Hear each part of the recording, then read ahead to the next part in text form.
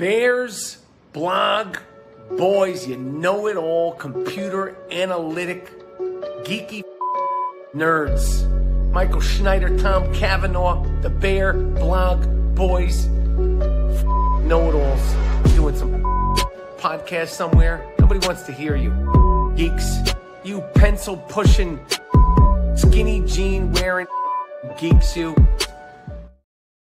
Coming to you live from our mom's basement, this is the Bears Blog Boys podcast. I am your co-host, Tom Cavanaugh, here with my good buddy and other co-host, Michael Snyder.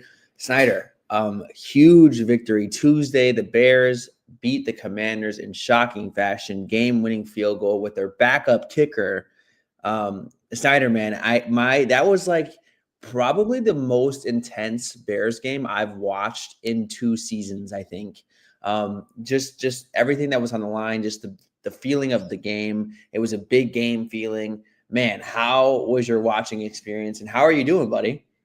It was good. Here, the one thing though, we've definitely reached that time. No more like outside garage viewing events. It gets a little too cold for that now. I know I sound like a place about that, but I'm officially retiring that. If you invite me over, it's strictly inside. With some like warm buffalo chicken dip, cozy fall setting. So no more halfway outside garage Bears viewing events for me. I've been retired from that. But no, it was a great time, Tom. I was on my feet. Just super intense, but such a roller coaster of a game, and there's a lot to dive into. But here, Bears are 3-2 coming off the bye. We have the Saints next week, so the vibes just feel really well. Like the trending up where a lot of things improved. And I had a hell of a time watching that game.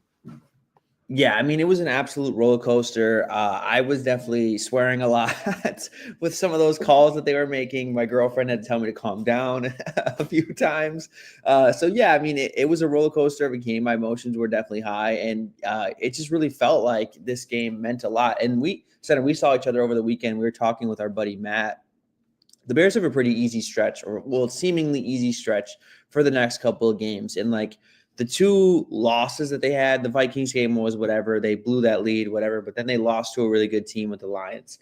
And then they beat an okay team in the Cowboys. You know, they dominated them. And then they had a pretty ugly win over a bad Raiders team. So it was kind of hard to gauge, like, how serious is this Bears team?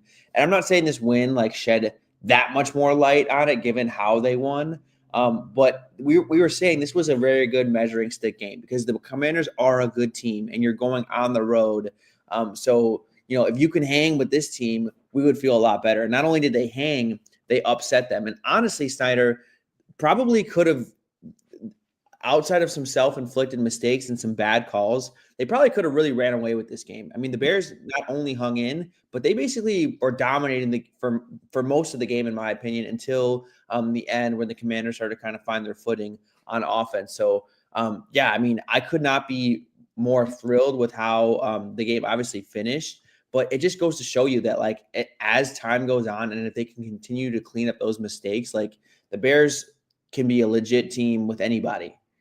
It kind of almost reminds me of the Raiders game, right? To where in that Raiders game, you were handed a lot of gifts, but you really couldn't pull away. You're kind of settling for field goals. You're kind of shooting yourself in the foot. It almost felt the same way against the Commanders, right? Like there was a lot of opportunities like, hey, now we can go up 2 possessions, or hey, you know, you just got a lot of bad breaks, but you know, you got to give them credit to just stay resilient and finish these games, because like the past 2 years, Tom, these were games like against the Raiders, against the Commanders, that we would not finish out, right? We would always end up on the other side of this, but the fact that we were actually finishing out on top of these 1-score games, I think it says a lot about this group and how they're improving. It's perfectly said. You said it best.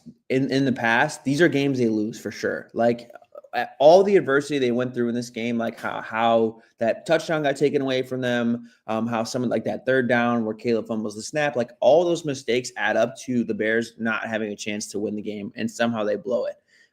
And that's where I will definitely credit this coaching staff. And there's a lot of credit to be given to this coaching staff, and we'll talk about that when we get into the details of the game. But you can just tell this team feels different in terms of their resilience to fight against adversity, like way different than the Matt Eberflus era.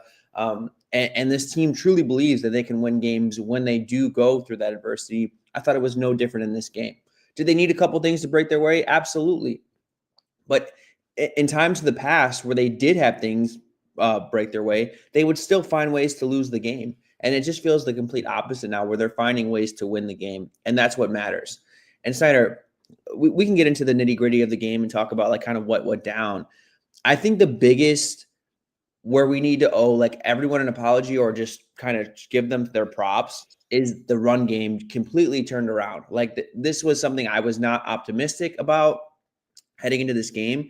And the passing game had its moments. They had their chunk plays here and there, but it wasn't like they were finding a consistent rhythm and really moving the ball consistently through the air. I thought the broadcast made it seem like Caleb Williams was having a way worse game than he was. I don't know if like Caleb pooped in fucking Joe Buck's and Troy Aikman's food before the game based on how they were talking about him. But I didn't think he was having as bad of a game as they were making it out to be. But I also didn't think he was having the greatest game either.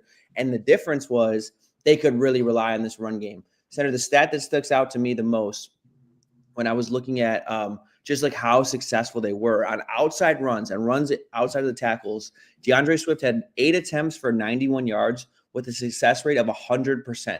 He hit every single run he had outside of the tackles was successful. So again, like that, I think that was always the best way to use Swift. Exactly. The offensive line really stepped it up in this game. I mean, they were just creating so many gaps. They were blowing the Commanders' defensive linemen off the ball. And I think they had their moments sprinkled in throughout games, but this was a consistent beatdown where our guys were better than theirs. And it showed. I mean, in every single statistic, the Bears completely dominated the Commanders on the ground. Yeah, I mean, Darnell Wright had a hell of a game. How he was getting out there, how they were pulling him and everything was sick. Again, that's how I always wanted to use DeAndre Swift, right? He's not that in between the tackles, run through contact type of dude. Like, this is not his game. But the way you're using him outside, how you got him in the pass game, and just let him be explosive. Because when he has the football in his hands and he has a lane, he is a special mover, a special athlete. It's almost like how Ben Johnson would use Jameson Williams last year, right? Mm-hmm. Just getting him in really good open lanes, yards after the catch opportunity, where he could just move differently with the football. And I just always kept wanting more of DeAndre Swift like that. I love how they got Monangai inside. I mean, even seeing Roschon, they got one carry inside. Like, I'd love to much rather see, hey, use DeAndre Swift a little bit more outside, passing game, and use those bigger backs inside. I thought that was the best combination of that yet this far, and I hope it just continues with it. And I don't want to be too predictive about it. You're going to have to run some inside some of the times, but, keep it like that, and I think more positive things are going to come in that run game.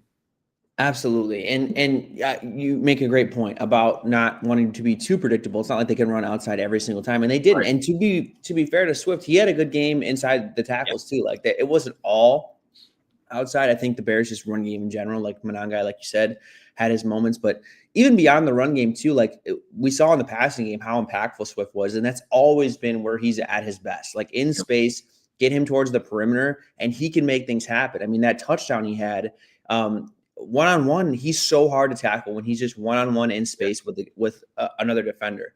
And we saw that in this game. He made a huge play to break that tackle and, march for that 55-yard touchdown. I mean, that's really what kept the Bears in the game. So, I mean, just an absolute credit to Swift and the coaching staff for, I think, changing some of the things that they were doing. And I'm so glad out of the bye center, we have a staff that's aware enough to be like, okay, here's what wasn't working. Here's what we'll try instead. And look, it paid off huge dividends. And that kind of just, I think, overall as an offense, we saw a lot of that. I mean, just the run game in general, what they were trying, the different stuff that they were doing, I think was a huge, a better fit for what this offense is. And I just think everyone on the Bears offense in the run game specifically was playing a lot better.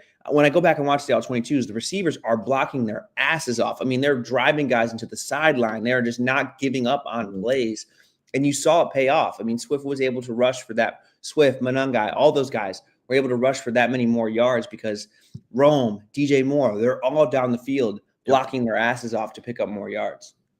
Yeah, you love to see it, Tom. I mean, what did Swift average? 7.7 yards per carry. I mean, Mononga even, 5 carries, 19 yards. He had the one catch for 25 yards. How that could take the pressure off of Caleb. Yes. It just unlocks so much more. I mean, this is a game, Tom, where, I think Odunze and DJ Moore only had like 10 targets total. Odunze 2 receptions, DJ Moore 3 receptions. It's just like they didn't really have like a lethal passing attack at all. Like it wasn't really a smooth operation. So to have the run game kind of carry them, it saved the game. It really did save the game. And I'll also give credit to Ben Johnson. I think even in the passing game, I think this was his best game so far with the Bears as a play caller, because I just feel like they took so much off Caleb's plate. I'm not saying that was like a good thing to like not put it on your quarterback, but like he clearly wasn't having his best game, and they made things extremely easy for him, I think. And that was a good thing. I mean, that's sometimes how games are, right? Like you just need to get out with the win. And again, I'm not saying Caleb played like horribly. Like again, the broadcast team I thought was way too harsh on him, and then way too. We'll talk about the defense and like that, and they were just glazing the hell out of Jaden Daniels. It was just like it seemed very biased. But the screens that Ben Johnson was dialing up, I thought was some of his best work. I mean, they had the Commanders completely fooled on most of those screens. And then even when they didn't do a lot of the eye candy motion stuff before the screenplays, they were the exact right call against the defensive look that they were getting that allowed the Bears to pick up a lot of yards. Like there was a screen to DJ Moore, to Luther Burton, where they're just so far off the ball. It's like they're giving you those yards underneath.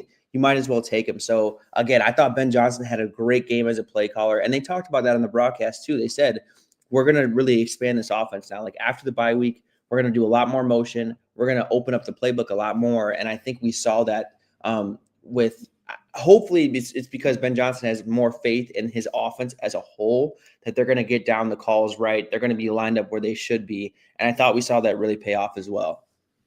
Yeah, another thing, Tom, I think what we're seeing more, we're also seeing Luther Burden be involved more in the screen game. Like, that's what you wanted to see, right? Mm-hmm. And then you also see, I think he made one catch down the field, but remember just the way he just stopped?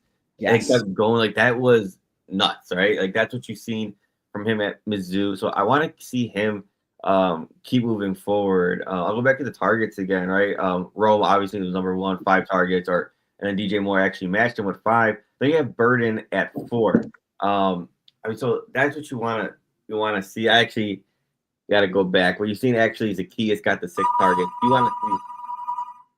You want to see those core 3 to just keep gaining with that. Yeah, I really wanted to see more Luther Burden. Like I know we got a handful of snaps in this game, but at the same time, like I just think that Burden is so dynamic. It's going to be so much harder to keep him off the field if he keeps making plays like this, because I think he just gives you an element. I know DJ Moore is great after the catch, and there's honestly a lot of similarities between the two players. They're both very athletic.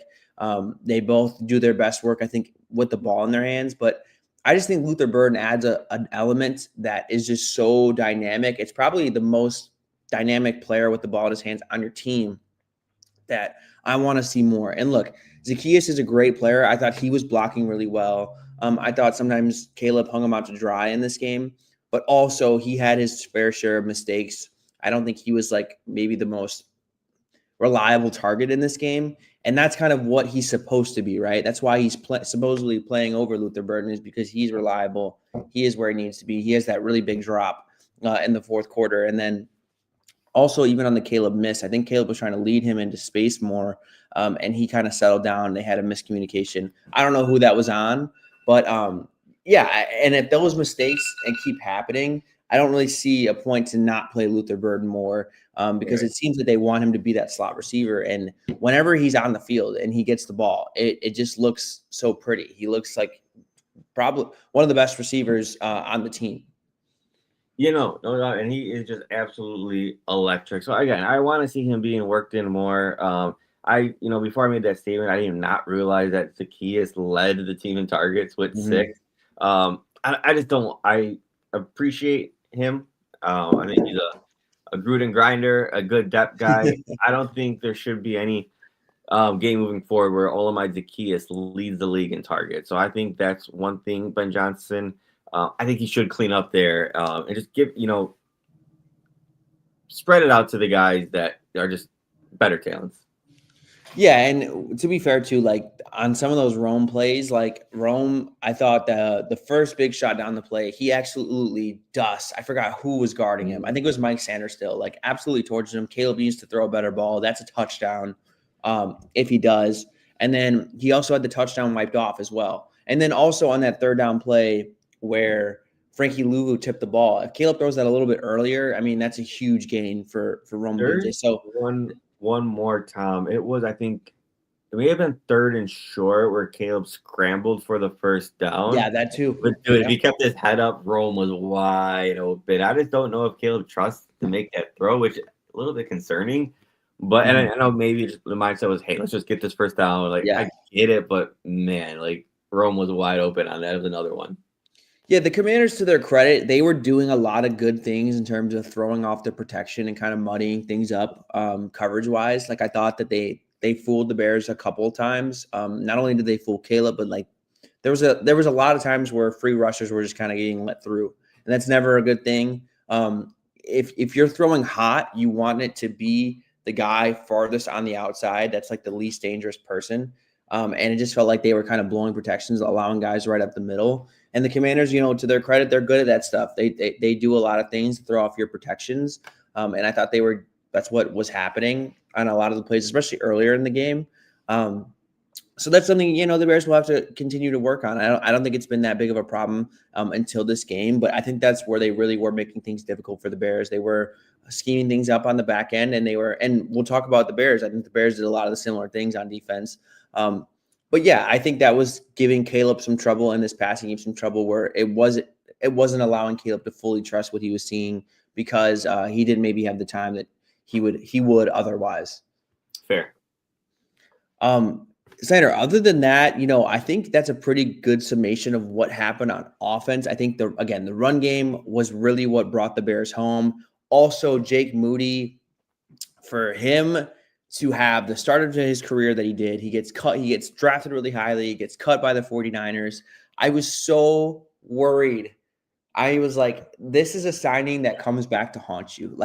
Like this is like a meme that comes back to haunt you. Like a guy that was obviously bad, and you give him a chance in a very important game in a primetime spot where the whole world is watching. I was like, this just feels like a callback joke where like everything that, or like there's a lot of past that this can go wrong. And then in the most important moment of the game, it will go wrong. And to his absolute credit, he was a superstar in this game. He only had the missed field goal because it was blocked. I don't really even think that was on him. I mean, he was ice, Snyder, for the entire game. I mean, he was just as solid as it got. He made those 3 field goals earlier in the game, and then in the biggest moment, in a kick that didn't look good from the jump, he absolutely made that field goal to win the game too. So he deserves a huge shout out. One of the MVPs of the game for sure. And it was like really rainy or misty, and then like that wind was nuts too. Like it wasn't an easy kick. Kind of like when we decided to like just take the foot off the gas and just kind of settle for the field goal, I was so terrified. Would just keep running down their throat, just keep getting closer, keep time, a little bit of time. But I mean, I'm glad it worked out. But I was just stressing about the whole. Like we knew how we thought this was going to end. Bears fans have seen that ending too many. Bears fans have seen that ending too many times. Like it was all in the back of our minds. Like this is going to go poorly. But to his credit, I mean, he again another guy very resilient. Like that was what they were preaching. Like how to overcome adversity. That's what this coaching staff has been. And this was another example of a guy buying into the messaging of this team.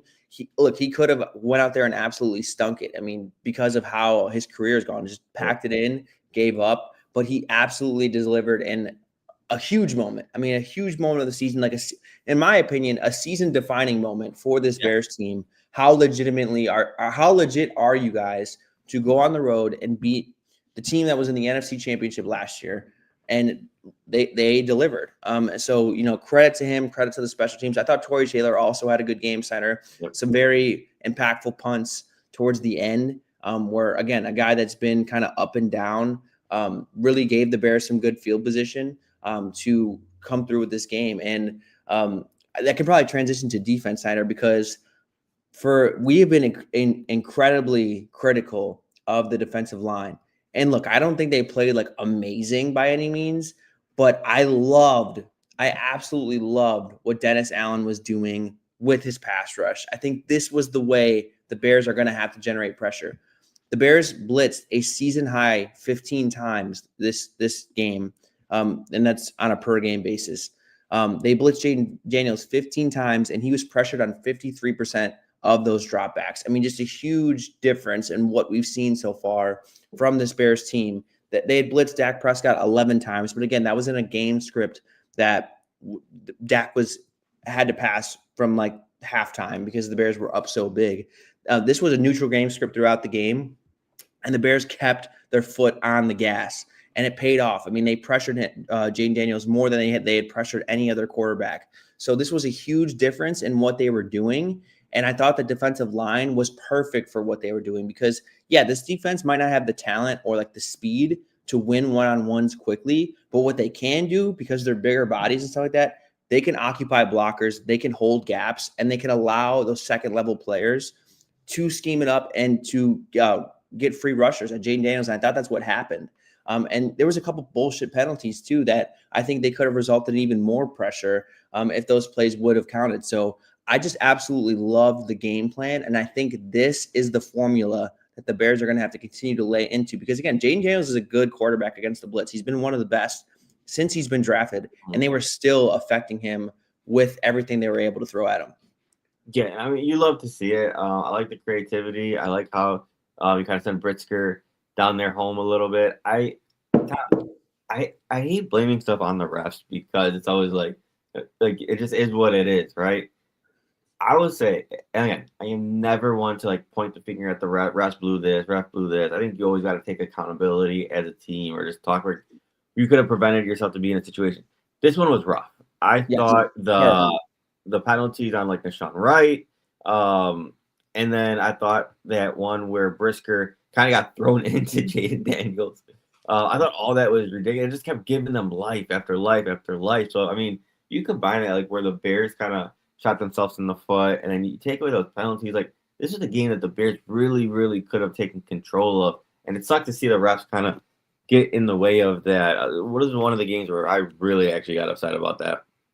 Senator, we never talk about the refs. Like we never and I hate talking about the refs. I hate making them a thing because that's not how the game is played. I hate making them like a crucial part of the game, but it was getting ridiculous. Yeah. The penalties that stick out to me, the ones you brought up, the face mask that happens literally every single play. Yeah. He didn't grab the face mask. His hand incidentally hit his face mask, and they called it.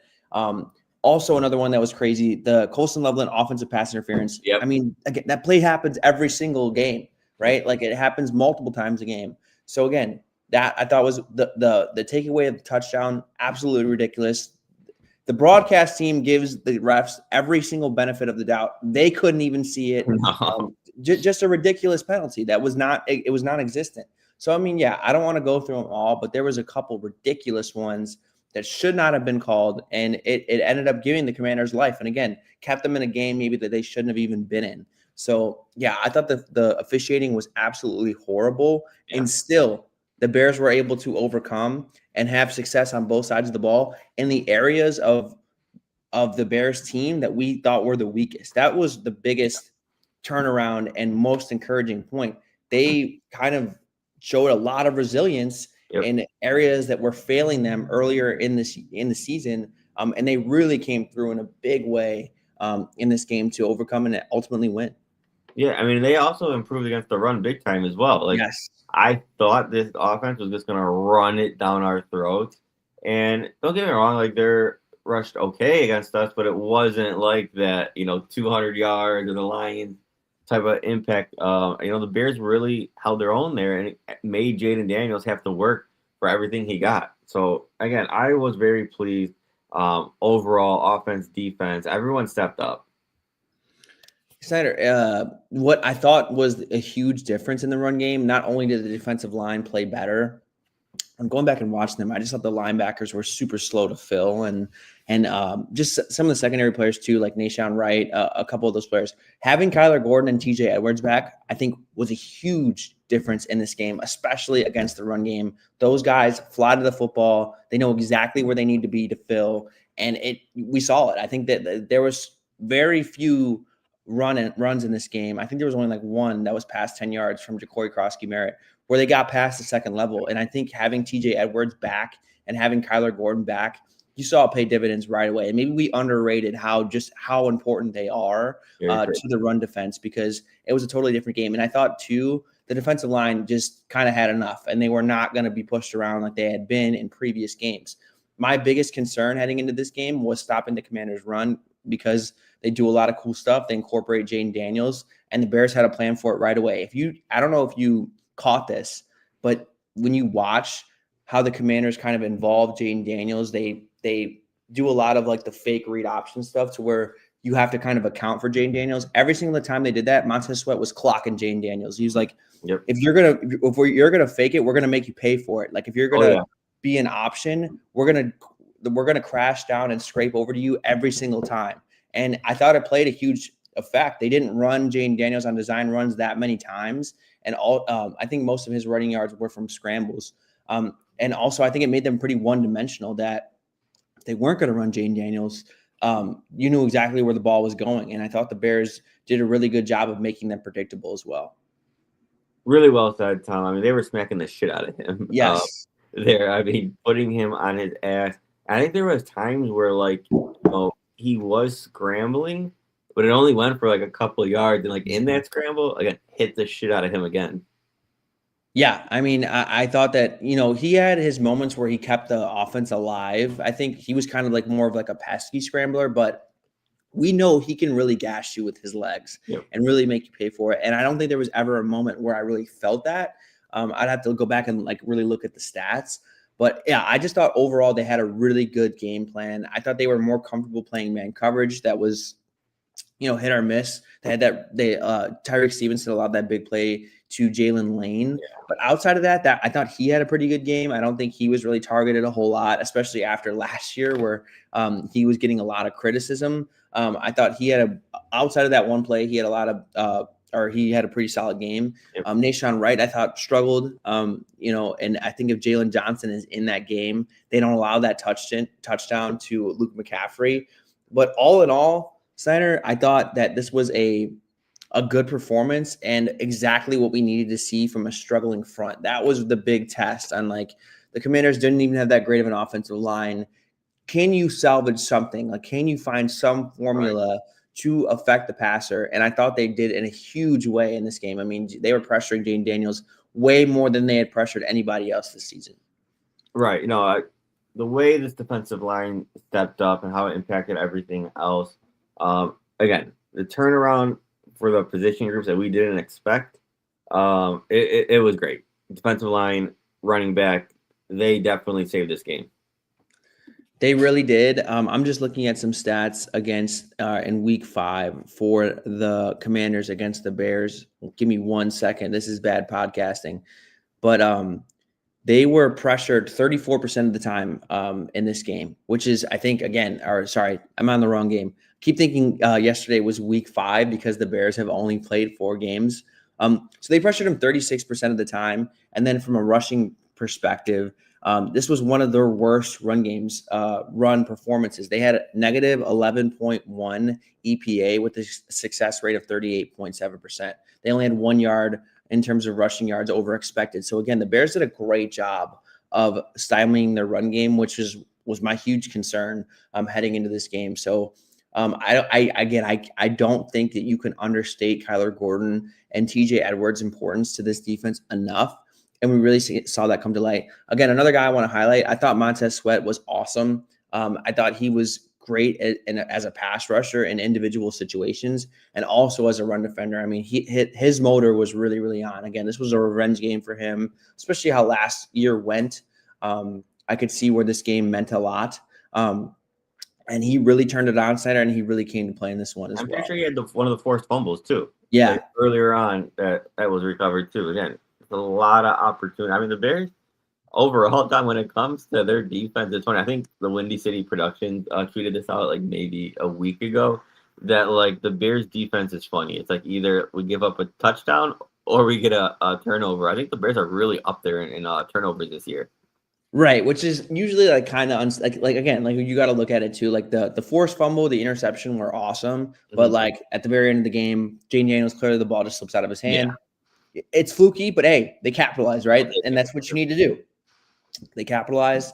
I would rather be a defense that is like hard to score against than like that causes turnovers. But hey, the Bears got to find their formula, right? Like that's what it is. And maybe with how the season goes, they'll continue to add talent via trade. I mean, we talked about all the guys that are out there. But again, I'm just really encouraged that they tried something new. They were trying new stuff. And that was something I wanted to see, because if you're gonna have big defensive linemen like the way the Bears do, you got to stop the run, which they did.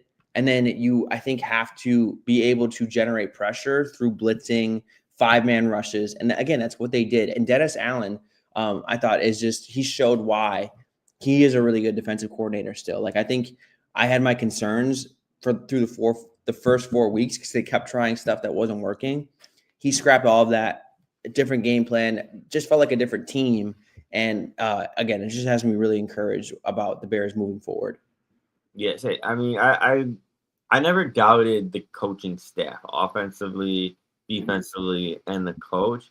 I think the criticisms from like the rough patches of this season was always on the general manager and what he, I think we're the 5th most expensive defense. We have, I think, north of $100 million invested in guaranteed money into the defensive line. I think like 4 or 5 second-round picks into the defensive line. So it's just like when you take all that into consideration, and then that we don't even have like we obviously don't have an expensive quarterback. Like, we don't have any dead cap money, so like the talent's all on the field, right? So like a lot of the criticisms were like on the general manager, and that you just knew the coaches were making do with what they had. So I never blamed Dennis Allen. I was just like, dude, like, the defensive line is like just not letting him operate what he does. They're not winning, so he could do what he does. So the fact that they stepped up, I'm not taking any. I'm not absolving Ryan Poles at all. I think this staff as a whole elevated what they have in front of them. Mm-hmm. But I think if they can give me that effort, I think for this season I'm cool with it. Yeah, that's the thing. Like, it's going to get tougher when you go up against better quarterbacks, if this is the way you have to live. And I think we've seen that in the past. But at the same time, Jayden Daniels was a better quarterback. Like I said, he's been one of the better quarterbacks against the blitz, and they still were giving him a lot of trouble. He had his completions, don't get me wrong. He's very patient in terms of like taking what the defense gives him. But I just thought overall they were able to scheme up some free guys where he's off his spot right away. And that's what you want, right? That's how you make things difficult for these good quarterbacks. Just get them off their spot, make them hold the ball on for an extra second, and make them scramble around. And I think we saw that, especially in the meaningful moments, like that last drive. The Bears got home, I think, twice on blitzes where he had to throw the ball away once, and then he also took a sack. So, and then also an intentional grounding play too. So like there was a lot of meaningful moments where those pressures that Dennis Allen had schemed up really, really got home in the big moments. The last thing I wanted to say, Steiner, is I need to watch him more in depthly, but I do think, I'm not sure how well he's playing, but I do think Shemar Turner just gives the Bears something that this defensive line doesn't have. He's super explosive off the ball, and I want to continue to see more from him, especially in pass rush situations where if the Bears especially want to live in this world where they're stunting a lot, they're gaming it up, they're sending 5-man pressures, like they're sending unconventional rushers. Shemar Turner just gives them something that they don't have on the interior. Gervin Dexter, I think, is more of a power player. I know he's explosive from his testing, but he's not like extremely twitchy to me. He's more big and wins with his power and technique. Whereas Shemar Turner is just flat out explosive, undersized, can shoot gaps. Like, that's what I want to see more from if they're going to be this attack style of defense. I think he just gives you an element that we weren't really seeing with Grady Jarrett at this stage of his career. And we didn't really have outside of, Turner, or we don't really have in Billings and Gervin Dexter. So I'm intrigued to kind of put him under the microscope because I did think he was making some plays out there. Yeah, no, I mean that's definitely encouraging. You do want to see more of him. It's funny, Deo had a really good first half against the Vikings, and other than that, man, it's been really, really quiet.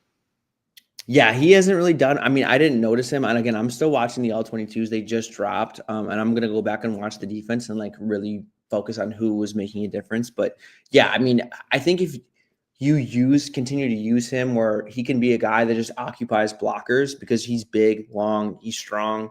He can do those kinds of, and I thought he was better against the run in this game too, Snyder. I thought, the defensive line across the board was going to get better against the run. But yeah, I mean, my expectations for him are very minimal. And Grady Jarrett didn't play in this one, but like going back and watching him, I worry about what they're actually going to get better or get from him. And I don't think he's a guy that should keep Shemar Turner off the field. Now, Shemar Turner, when I watched him, was really bad against the run. But Grady Jarrett was as well. So we saw more Billings in this one, and I thought Billings was actually pretty impactful. He just missed a couple of tackles, but he was getting in the backfield. He was strong against the run. Yeah. I think if they continue to roll with Gervin Dexter, Andrew Billings on early downs, and then have some rotation with Shemar Turner, and we'll see Grady Jarrett's health. I'd rather see more of Shemar Turner. I'm pretty encouraged with where this interior defensive line is going. Yeah, it's trending upwards. I am intrigued by it, Kyle. And again, I know progression is not always linear where it's just going to trend upwards. But again, if Turner can be that bright spot as a long term, Gervon Dexter still playing the way he does, maybe it could be better than I imagine. For sure. All right, well, I think we basically captured the game as best as we could. I don't know if there's anything else more to talk about. I think Center, I'll add to this. It felt really good to get a win over the Commanders because I mentioned it on the preview episode. These teams are going to be linked together as long as Caleb Williams and Jaden Daniels are these teams' quarterbacks. I mean, there's a lot of history between the two in just these recent years. Cliff Kingsbury being interviewed and it seemed like he felt used by the Bears, just like interviewing him about Caleb Williams and not really taking him seriously. Seems like he felt kind of slighted. And I think there's just always going to be bad blood between these two teams because of how close they were linked together. Ben Johnson was going to take this job and ended up not doing so. He ended up pulling out like kind of last minute. Right. That's also another connection. I forgot about that. Yeah. So there's a lot of connections between this team, and it felt really good to beat them at their field on primetime in front of the whole world. Yeah, most definitely. I mean, here, I'll say it again. Like I said, we are 3-2. We got the Saints next week. I think the Ravens the following week. Yep. Giants the week after that, and then I forget who. But I mean, this is a stretch where we could not only pull ahead, but tell the league we could be a few games above 500 here. Mm-hmm. To where we can really maybe close to a playoff win. I mean, here I feel good about the offense getting us there, right? I mean, we're averaging 25 plus a game. 30 bangers there. So you feel good. It's just this is going to be a really important stretch. Yeah, it will definitely be a really important stretch. They already kicked it off with a very good win on the road. But yes, I mean, their destiny of the season is in their hands, and they have a very, I wouldn't say easy pathway because, again, Lamar Jackson should be back for the Ravens. I don't think they'll be playing as poorly as they have been. I think it's – sorry. Oh, my bad, John. No, go on. So I had it pulled up here. So I think the path why people are excited is here, we just took care of the Commanders, right? Then you got the Saints. Should be a W, right? Which I think the Saints are a better team than people make them out to be. I think they're a pesky, sneaky, solid team. But yes, a team you should definitely beat for sure. And then it's here. Then you got the Ravens. That's obviously going to be a tough one. Then you got the Bengals, right? With Flacco and everything. And then you got the Giants the following week after. So, I mean, if you can, come away with, being 3-1 in that stretch, and then now you're a team that's, 6-3 coming out of that stretch, I mean, you got to feel pretty good. Yeah, that's going to give us playoff hopes, which could be dangerous. But hey, that's definitely where they're at in the season, where they could really control their destiny and make a run at this thing, and make a run in terms of be in the mix to be in the playoffs. There's still a lot of season left, but yeah, I mean, this was a huge win. Cannot overstate that enough. I'm really excited to preview the Saints game and yeah, for the rest of this stretch. But Sander, is there anything else you want to add before we get out of here? No, that'll be it. All right, y'all. Well, I hope you had as good of a time as we did watching this game. And then obviously, I hope you enjoyed the breakdown. But until we meet again to preview the Saints game, keep it real and bear down. Bear down.